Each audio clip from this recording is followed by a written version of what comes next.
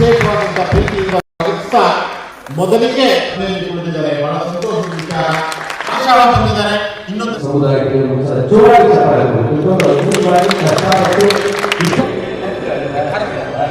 ಅಮ್ಮ ಹಾಗೆ ಸರ್ ಒಂದ್ಸಲ ತಗೊಳ್ಳಿ.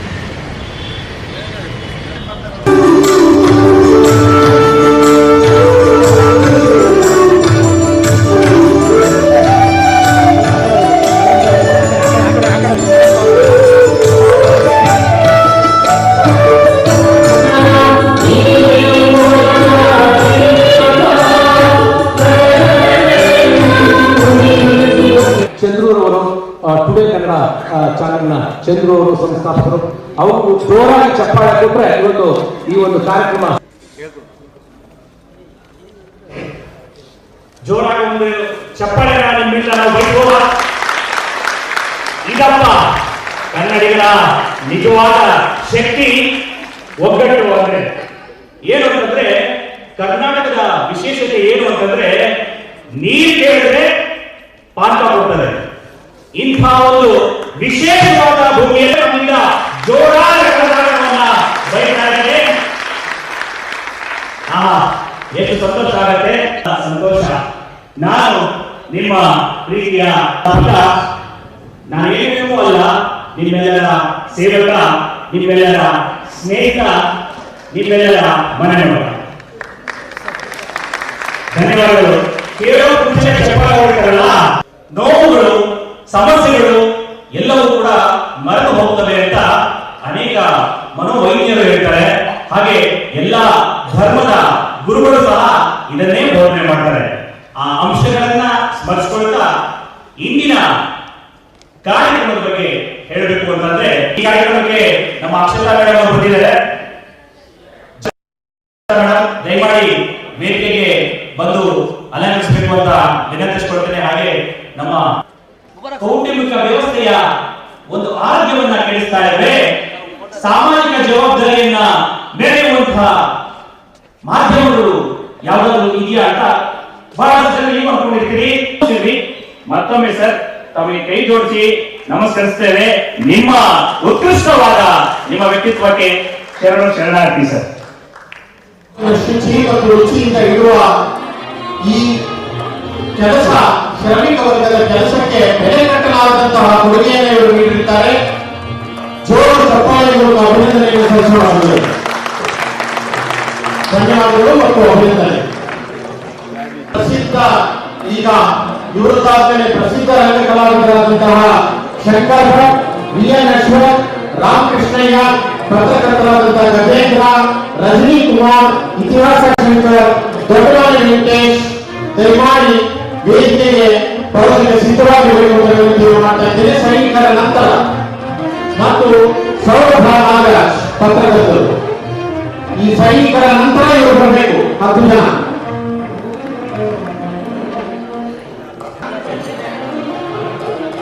ವಿಶ್ವನಾಥ್ ಗೌಡರು, ಯುವಶಕ್ತಿ ಸಂಸ್ಥೆಯ ಅಧ್ಯಕ್ಷರು ವಿಶ್ವನಾಥ್ ಗೌಡರು ದಯಮಾಡಿ ವೇದಿಕೆಗೆ ಬರಬೇಕು. ದಯಮಾಡಿ ಎಲ್ಲರೂ ಆಸೀನರಾಗಬೇಕು. ಬನ್ನಿ ಸರ್, ದಯಮಾಡಿ ವೇದಿಕೆಗೆ ಬನ್ನಿ.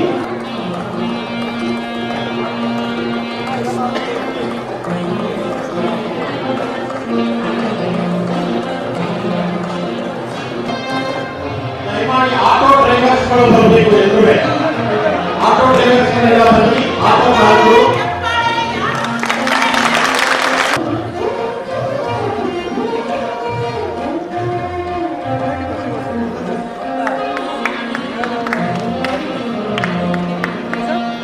ಭಾವನಾ ಕುಮಾರ ಪುಷ್ಪ ಸಿದ್ಧವಾಗಿರಬೇಕು.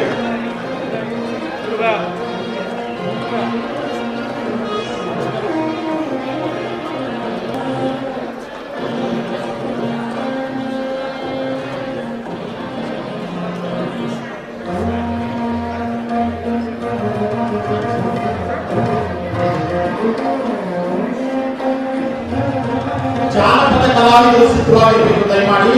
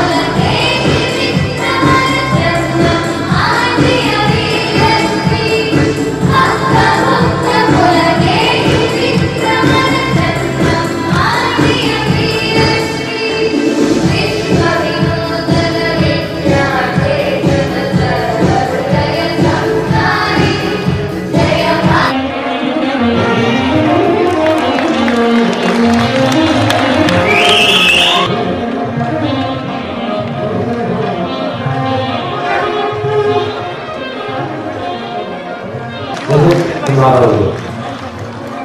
ಲೆಫ್ಟಿನೆಂಟ್ ಕುಮಾರ್ ಅವರು ದಯಮಾಡಿ ವೇದಿಕೆಗೆ ಬರಬೇಕು.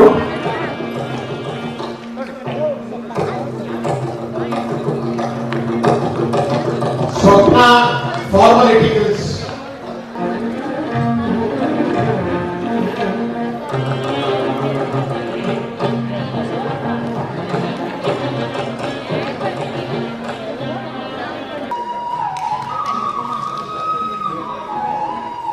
ಸಮಾಜದಲ್ಲಿದ್ದೆ ಆ ಸಮಾಜ ಒಳ್ಳೆ ಕೆಲಸ ಮಾಡಿದವರನ್ನು ಗುರುತಿಸಿ ಸನ್ಮಾನಿಸ್ತಾ ಇತ್ತು. ಆದರೆ ಇವತ್ತು ನನ್ನ ಅನಿಸಿಕೆಯಲ್ಲಿ ಆ ಸಮಾಜದ ಭಾವನೆಯಲ್ಲಿ ಬಹಳಷ್ಟು ಬದಲಾವಣೆ ಬಂದಿದೆ. ಇವತ್ತಿನ ಸಮಾಜ ಬರೀ ಶ್ರೀಮಂತಿಕೆ ಮತ್ತು ಅಧಿಕಾರವನ್ನು ಕೂಡಿಸುವಂತಹ ಸಮಾಜದಲ್ಲಿ ನಾವಿದ್ದೇವೆ. ಅದರಲ್ಲಿ ಸಾಮಾನ್ಯ ವ್ಯಕ್ತಿ ಒಳ್ಳೆ ಕೆಲಸ ಮಾಡಿದ್ರು ಆತನಿಗೆ ಸನ್ಮಾನ ಮಾಡುವಂತಹ ವ್ಯಕ್ತಿಗಳು ಬಹಳ ಕಮ್ಮಿ ಆಗಿದ್ದಾರೆ. ಆ ಹಿನ್ನೆಲೆಯಲ್ಲಿ ಕರ್ನಾಟಕ ಮಾಧ್ಯಮ ಮಿತ್ರದ ವರ್ಗದವರು ಮತ್ತು ಅವರಿಗೆ ಸಹಾಯ ಮಾಡಿದಂತ ಎಲ್ಲ ವ್ಯಕ್ತಿಗಳನ್ನು ನಾನು ಅಭಿನಂದಿಸ್ತಾ ಇದ್ದೇನೆ. ಯಾಕೆಂದ್ರೆ ಸಮಾಜದ ಒಳ್ಳೆಯ ಒಂದು ಜವಾಬ್ದಾರಿಯನ್ನ ಅವರು ನಿಭಾಯಿಸಿದ್ದಾರೆ. ಒಳ್ಳೆಯ ವ್ಯಕ್ತಿಗಳನ್ನು ಗುರುತಿಸಿ ಸಮಾಜ ಸೇವೆ ಮಾಡಿದವರನ್ನ ಇವತ್ತು ಸನ್ಮಾನಿಸಿ ಸಮಾಜದ ಜವಾಬ್ದಾರಿಯನ್ನು ಅವರು ನಿಭಾಯಿಸಿದ್ದಾರೆ. ಅದೇ ರೀತಿ ನನ್ನ ಅನಿಸಿಕೆಯಲ್ಲಿ ಇಂಥ ಒಂದು ಕಾರ್ಯಕ್ರಮದಿಂದ ಸಮಾಜಕ್ಕೆ 2 ಸಂದೇಶಗಳು ಹೋಗ್ತದೆ. ಒಂದು, ಇವತ್ತು ಸನ್ಮಾನ ಪಡೆದಂತಹ ವ್ಯಕ್ತಿಗಳಲ್ಲಿ ಹೆಚ್ಚಿನ ಹುರುಪು ಬರುವುದು.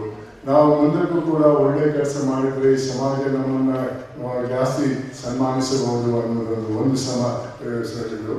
ಮೆಸೇಜು. 2ನೇ ಸಂದೇಶ ಏನಂದ್ರೆ, ಇವತ್ತು ಈ ಒಂದು ಕಾರ್ಯಕ್ರಮವನ್ನು ನೋಡಿದಂತಹ ವ್ಯಕ್ತಿಗಳು ಮತ್ತು ಪೇಪರಲ್ಲಿ ಮಾಧ್ಯಮದಲ್ಲಿ ಓದಿ ತಿಳ್ಕೊಂಡಂತಹ ವ್ಯಕ್ತಿಗಳಲ್ಲಿ ಕೂಡ ಹೆಚ್ಚಿನ ಒಂದು ಹುರುಪು ಬರಬಹುದು. ನಾವು ಕೂಡ ಒಳ್ಳೆ ಕೆಲಸ ಮಾಡಿದರೆ ಸಮಾಜ ನಮ್ಮನ್ನು ಗುರುತಿಸಿ ನಮ್ಮನ್ನು ಸನ್ಮಾನಿಸಬಹುದು ಅನ್ನೋದು. ಇಂತಹ ಕಾರ್ಯಕ್ರಮಗಳು ಜಾಸ್ತಿ ಆದರೆ ನನ್ನ ಅನಿಸಿಕೆಯಲ್ಲಿ ಸಮಾಜದಲ್ಲಿ ಶಾಂತಿ ಸೌಹಾರ್ದ ಜಾಸ್ತಿ ಆಗ್ತದೆ. ಅದು ಕೂಡ ಇವತ್ತು ಬೇರೆ ಬೇರೆ ಧರ್ಮದ ಗುರುಗಳನ್ನ ಕರೆದು ಇದರ ಬಹಳಷ್ಟು ಬೇರೆ ಬೇರೆ ಧರ್ಮದ ವ್ಯಕ್ತಿಗಳನ್ನ ಸನ್ಮಾನ ಮಾಡಿದ್ದೀರಾ. ಖಂಡಿತ ಒಂದು ಒಳ್ಳೆಯ ಸಂದೇಶ ಹೋಗ್ತಾ ಇದೆ. ಈ ಒಂದು ಜಾತಿ ಧರ್ಮ ಯಾವುದೇ ಒಂದು ಇರಬಾರ್ದು. ಇದು ನಮ್ಮೆಲ್ಲರ ಜವಾಬ್ದಾರಿ ಅಂತ ನಾನು ತಿಳ್ಕೊಂಡಿದ್ದೇನೆ. ಆ ಹಿನ್ನೆಲೆಯಲ್ಲಿ ಈ ಒಂದು ರಾಜ್ಯೋತ್ಸವ ಪ್ರಯುಕ್ತ ಆದಂತಹ ಕನ್ನಡ ರತ್ನ ಪ್ರಶಸ್ತಿ ಮತ್ತು ಇತರ ಪ್ರಶಸ್ತಿಯನ್ನು ಪಡೆದಂತಹ ಎಲ್ಲರನ್ನು ನಾನು ಅಭಿನಂದಿಸ್ತಾ ಇದ್ದೇನೆ. ನನಗೆ ಈ ಒಂದು ಸಂದರ್ಭ ಒದಗಿಸಿಕೊಟ್ಟಂತ ಎಲ್ಲರಿಗೂ ವಂದಿಸ್ತಾ ನನ್ನ ಮಾತಿಗೆ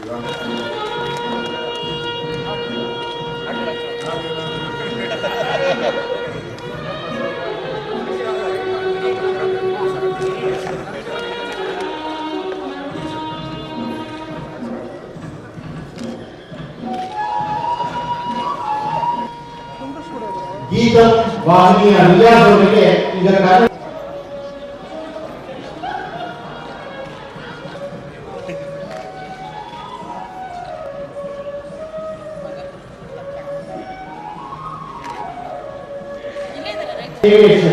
ಶರತ್ ಅವರಿಗೆ ಗೌರವ ಸಮರ್ಪಣೆ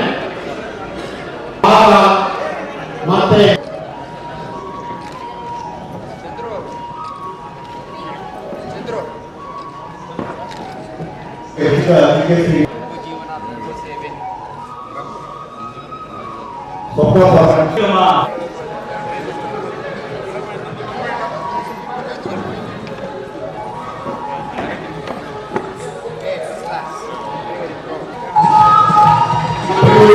ಸಂಸ್ಥಾಪಕರು ಮ್ಯಾಗ್ಝಿನ್ ಆಸಿಫಣ್ಣ ಅವರು ವೇದಿಕೆ ಮೇಲೆ ಬರಬೇಕು.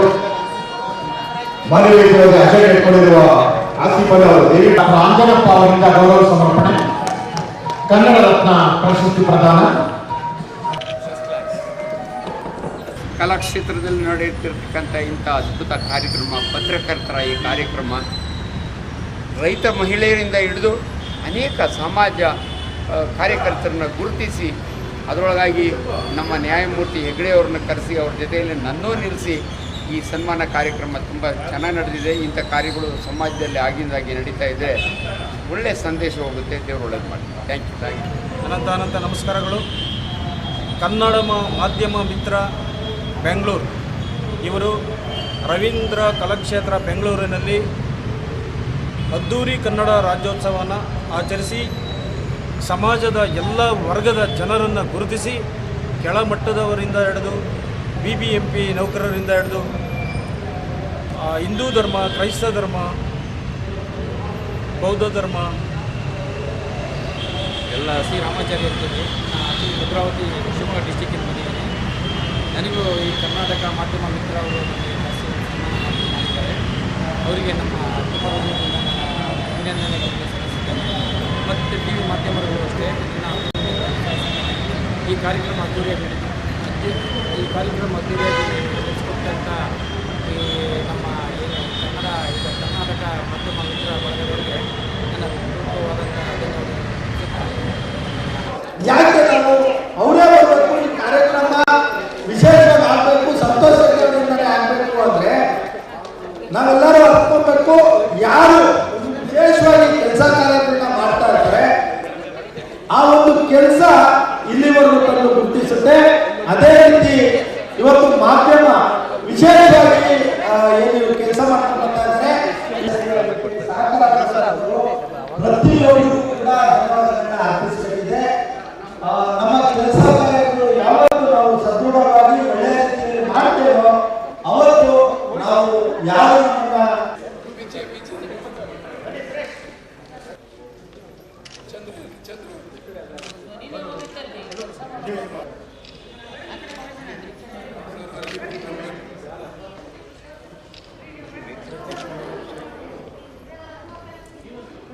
ಸಂಸ್ಥೆಯ ಮಾನ್ಯ ಅಧ್ಯಕ್ಷರಾದಂತಹ ತಿಮ್ಮರಾಜ್ ಅವರು ಈಗ ಚಂದ್ರು ಅವರಿಗೆ ಸಂಸ್ಥಾಪಕರು ನಮ್ಮ ಟುಡೇ ಕನ್ನಡ ನ್ಯೂಸ್ ಚಂದ್ರು ಅವರಿಗೆ ಪ್ರೀತಿಪೂರ್ವಕವಾದಂತಹ ಒಂದು ಪುಷ್ಪ ಸಮರ್ಪಣೆಯನ್ನು ಮಾಡ್ತಾ ಇದ್ದಾರೆ. ಭಾರಿ ಗಾತ್ರದ ಹಾರ ತಾವು ಗಮನಿಸಬಹುದು.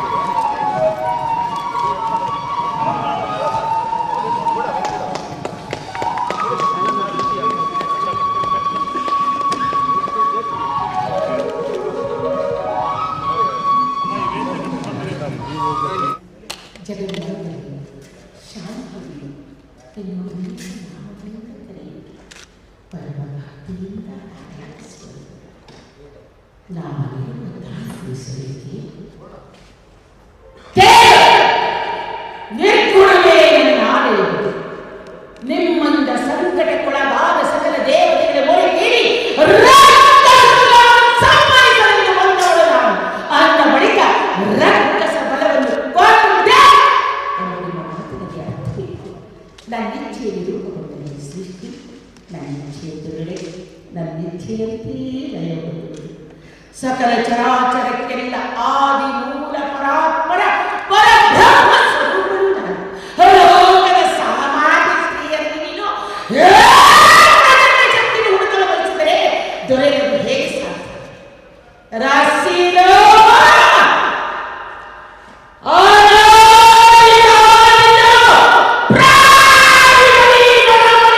ಸ್ವೀಕರಿಸುತ್ತ ಬಂದವಳು ನಾನು.